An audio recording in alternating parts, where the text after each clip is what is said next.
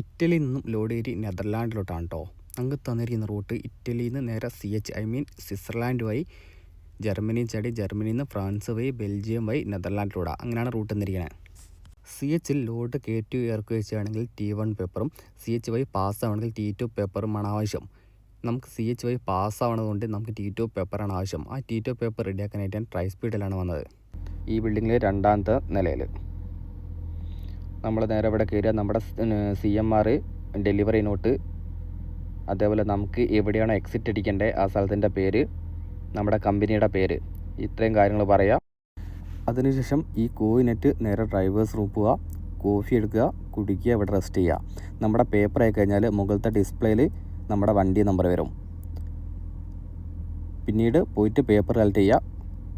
T2 paper ഇട്ടതിന് ശേഷം നേരെ ചിയാസോ ഇറ്റലി ബോർഡർ പോവുക, നമ്മുടെ T2 പേപ്പർ സീൽ ചെയ്ത് വാങ്ങിക്കുക. അതിനുശേഷം നേരെ സ്വിറ്റ്സർലാൻഡ് ഇവിടെ കസ്റ്റംസ് ഉണ്ട്, കസ്റ്റംസ് പോവുക, ഇവിടെ സ്വിറ്റ്സർലാൻഡ് ഓഫീസ് കയറുക, ഇവിടെ നിന്ന് സീൽ വാങ്ങിക്കുക. ഇവിടുന്ന് ഈ സീല് കിട്ടാതെ നമുക്ക് ഇറ്റലിയിൽ നിന്ന് സ്വിറ്റ്സർലാൻഡിലോട്ട് കയറാൻ പറ്റത്തില്ല. അതിനുശേഷം ആ പേപ്പറുമായിട്ട് നമ്മൾ സ്വിറ്റ്സർലാൻഡ് ബോർഡറിലോട്ട് പോവുകയാണ്.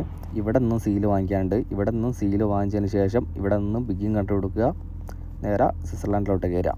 സ്വിറ്റ്സർലാൻഡിലോട്ട് കയറുന്ന ടൈം ശ്രദ്ധിക്കേണ്ട കുറച്ച് കാര്യങ്ങൾ: വണ്ടിയുടെ ടയർ, ലൈറ്റ്, കാര്യങ്ങളെല്ലാം ചെക്ക് ചെയ്യുക. ലോഡ് സെക്യൂർ ആണോ എന്ന് ഉറപ്പ് വരുത്തുക. അതിനുശേഷം നമുക്ക് ക്യാബിനകത്ത് ഗ്യാസ് സിലിണ്ടർ കാണാൻ പാടില്ല. അതേപോലെ കൺട്രോളുകൾ വരുന്നുണ്ട്. നമ്മളിപ്പം കൺട്രോളിൽ കയറി ഇറങ്ങുകയാണ്. അതായത് CHൻ്റെ സെൻറ്ററായിട്ടാണ് ഇങ്ങനെ കൺട്രോൾ വരുന്നത്. നമ്മൾ T2 ആയതുകൊണ്ട് നേരെ ജസ്റ്റ് ഒന്ന് ഈ കൺട്രോളിൽ കയറി ഇറങ്ങിപ്പോയാൽ മാത്രം മതി.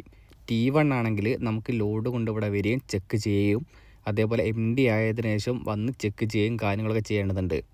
അതേപോലെ മാക്സിമം ഈ കൺട്രിയിലൂടെ ഡ്രൈവ് ചെയ്യുമ്പോൾ ശ്രദ്ധിക്കേണ്ട കുറച്ച് കാര്യങ്ങൾ: നല്ലതുപോലെ ശ്രദ്ധയോട് കൂടി ഡ്രൈവ് ചെയ്യുക.